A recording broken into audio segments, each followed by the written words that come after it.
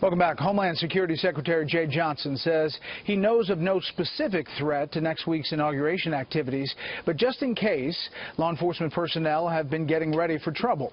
Chief Intelligence Correspondent Catherine Herridge tonight has an exclusive look at how the protectors are training. At a Maryland training facility, Secret Service agents are doing final preps for Inauguration Day. There he is. Fox News was granted exclusive access to this week's training that includes a mock-up of the White House parade route. We don't want to be seeing these events for the first time on January 20th. Secret Service agents working through 40 incidents, from armed attacks to accidents.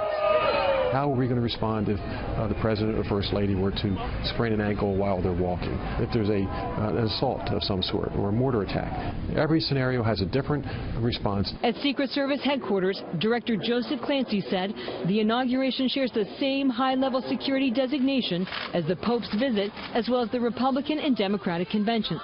Are there specific or credible threats to the President-elect?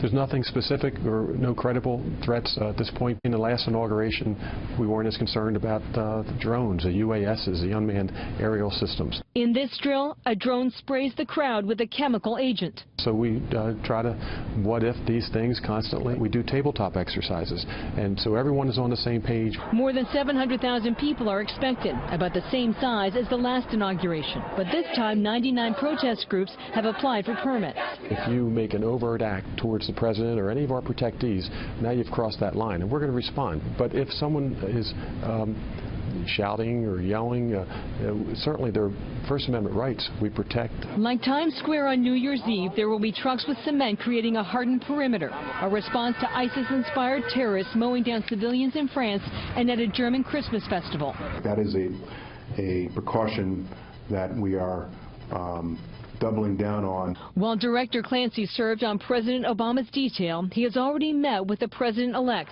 During the campaign, Mr. Trump was rushed off stage in Nevada. I have sat down with Mr. Trump on a couple of occasions. We talked about security in general and what we can do for him and his family. What's that relationship like? Well, he's been very gracious. As you've seen publicly, he spoke very highly of the men and women of the Secret Service. Director Clancy came out of retirement to lead the Secret Service.